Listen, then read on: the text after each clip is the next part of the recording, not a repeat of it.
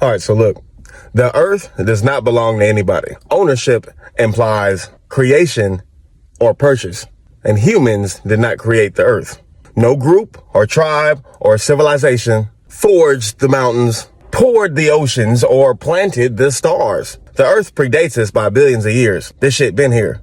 And to claim ownership of something so ancient and vast is really just a form of arrogance and delusion. So the thing is, you cannot own what you cannot control or recreate.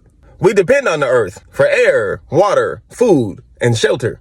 But we did not invent these systems. We don't control the tides, the seasons, the earth's core beneath our feet, or the orbit around the sun. And if something exists entirely beyond your control or ability to recreate it, you cannot rightfully claim that you own it. You see, indigenous wisdom takes on more of a stewardship approach rather than an ownership approach. Many indigenous cultures from around the world have long taught this idea that humans are caretakers, not owners of the land. The idea is that the earth is a living being, and we are part of its cycle, not its masters. We are a part of it. We don't own it. Now, this concept is completely different from Western thought. You see, the Western concept of land ownership stems from colonialism and conquest, which disrupted the ancient relationship between people and the land. Colonialism was built on this idea that land could be discovered and owned, even when indigenous people already lived there. White colonial powers used maps, laws, and even violence to claim global dominance. But legal ownership does not imply moral ownership. The earth was not theirs to take.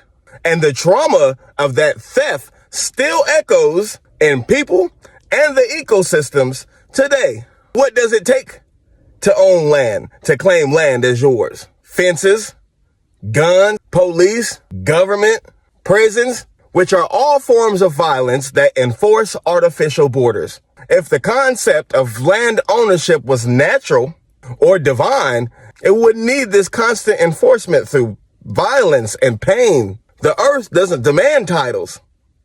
Humans do. At the end of the day, we have to realize that we are a temporary guest. We are born from the earth to live here for a short time. And then in the end, we return to it when we die.